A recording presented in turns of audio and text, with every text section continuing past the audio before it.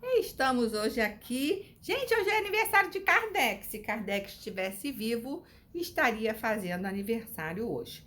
Nos incluíram nas nossas orações, né? Ele que foi tão maravilhoso, que codificou pra gente os livros todos que norteiam a doutrina espírita, né? Bom dia, Dani, tudo jóia? E hoje vamos falar de erros, culpas e tudo isso que só serve para deixar a gente conturbada, perturbada e para a gente não fazer o que a gente precisa fazer, porque a gente fica travada por conta da culpa, né? Tem um vídeo muito bom do De Luca falando sobre isso, que depois eu vou passar para vocês da lista de transmissão. E quem não é da lista de transmissão, a gente, é só deixar para mim seu celular ali no Instagram, message, que eu mando para vocês. Foi falado isso na reunião pública, né? Todos os centros estão comemorando essa semana, né? O aniversário de Kardec. Né? Você assistiu o filme, Dani? O filme é muito bom, meu filho assistiu. Aí ele fala assim: mãe, eu só achei que o final não foi legal, o final foi meio corrido. E né? O filme é muito bom e lá pelas tantas começa a correr para acabar o filme. E eu acho que o final não condiz com o resto do filme todo, ficou meio acelerado, né? Acho que perdeu um pouco, podia ter sido mais tranquilo, podia ter sido mais slow, né? Maravilhoso, maravilhoso. Aí o meu filho vem falar assim: mãe, mas aquilo tudo aconteceu mesmo? Eu falei: aconteceu. Aquele negócio das mesas girantes e tal. Eu digo: exatamente. Aí o Juan falou assim: nossa, a esposa dele teve uma participação muito importante. Teve, né?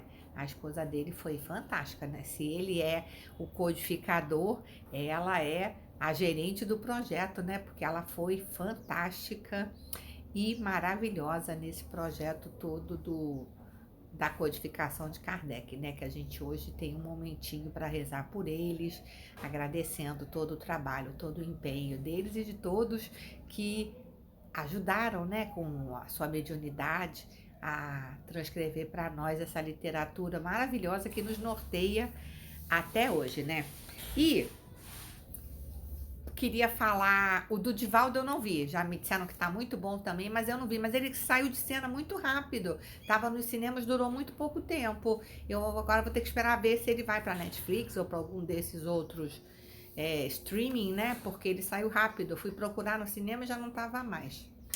E o que nos traz hoje aqui é a gente falar sobre a dinâmica do erro e o que significa isso e por que que a gente muitas vezes é tão rigoroso com a gente quando a gente erra, né? E o Deluca estava falando sobre isso, o Bruno Gimenez estava falando sobre isso, que existe um paradigma social que desde que a gente é pequeno a gente constrói esse paradigma nosso, aonde as pessoas, a sociedade, a família, o colégio, etc e tal, dita pra gente o que é certo e o que é errado, né? O Bruno Gimenez estava falando que até os 12 anos a gente constrói esse nosso código, né? E que, em geral, a gente 70% do que é embutido em nós crianças até os 12 anos é culpa em relação às coisas que a gente não pode fazer, não deve fazer, não é bacana de fazer. Bom dia, Karine, daqui a pouco estamos juntas. E o que isso faz com a gente, né? Se por um lado o homem primitivo tinha que ter esse mecanismo da culpa, porque não sabia os parâmetros do certo e do errado, né? Então a gente tinha a culpa como um balizador para que a gente não fosse tão primitivo assim, do tipo: eu não gosto de você, tô discutindo com você, pego e te mato. Então, quando a gente ainda era muito primitivo, a gente precisava desse mecanismo para não se exceder.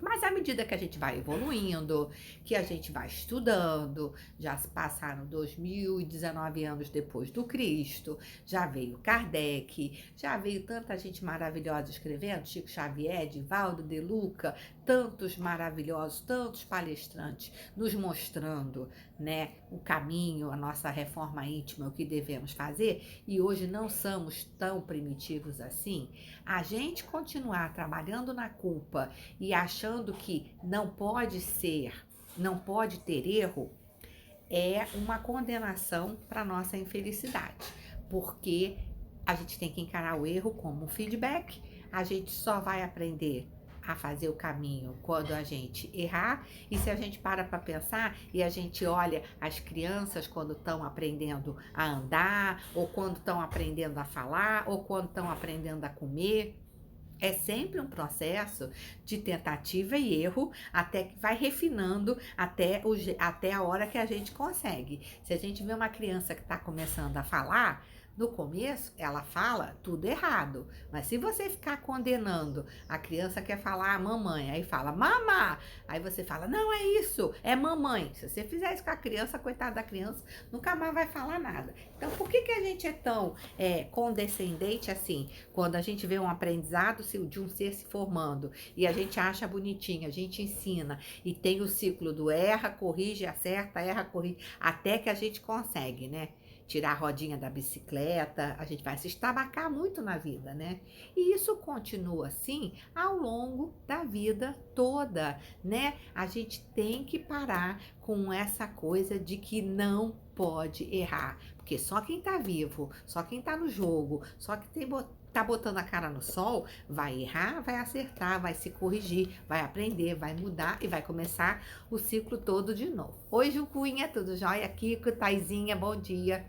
Então, gente, tem umas frases que o Jimenez fala que eu acho muito legal, que ele fala o seguinte, a gente tem que, quando estão lá naquele episódio que Jesus tá vendo que a população quer jogar as pedras na mulher adúltera, e ele fala, atire a primeira pedra quem nunca errou, e todo mundo deixa a pedra e vai embora. Então, o que acontece? O que o Mestre Jesus quer é que a gente faça a nossa reforma íntima e que a gente vá cada vez mais se esforçando para não errar. Agora, se a gente tiver muito medo de errar e isso deixar a gente paralisado, é muito pior do que a gente fazer e errar. Porque quando a gente fica paralisado, a gente não erra, mas também a gente não acerta. Né, Alessandra Fischer? Então, você quer fazer uma receita de bolo, né? Não necessariamente da primeira vez vai sair direito. Ah, então eu não vou fazer porque eu não quero errar. Aí você vai deixar de viver a delícia de comer um bolo que vai dar certo em algum momento. Às vezes você testa uma receita 1, 2, 3, 4 vezes até ela dar certo. E quando a gente tem muito medo do erro, é porque no fundo a gente tem muito medo do julgamento dos outros, né? As pessoas que estão muito preocupadas com o que os outros vão pensar são as pessoas que menos arriscam. E aí elas têm medo do julgamento e muito provavelmente são pessoas que julgam demais. Então, essa dinâmica de entender que não há erro e sim feedback, a gente foi por aquele caminho e quebrou a cara, né? Levanta, sacode a poeira, dá a volta por cima. E isso é o ciclo da vida. E o De Luca, nessa palestra que eu vou mandar para vocês, ele fala do Yogananda, de uma frase que ele diz que nós somos diamantes cobertos de lama. Ou seja, Deus vê em nós um diamante. Existe a centelha divina de Deus dentro de mim. Tem a frase que eu adoro que Jesus fala que a gente é o sal da terra.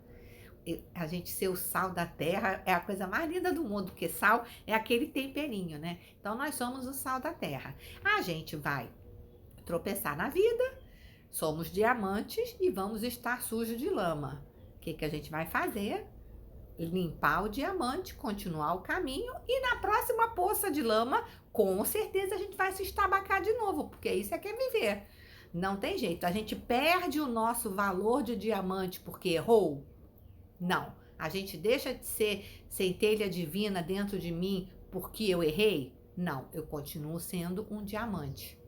Um diamante que ainda não sabe muito bem como é que anda pela rua, vive na lama, mas é isso aí. E aí a gente tem que seguir a nossa trajetória, sabendo que os erros fazem parte. Aqui no grupo tem muita gente que é mãe, que é pai e sabe, né? Pai e mãe erra pra caramba. caramba, crente que tá abafando, mas erra.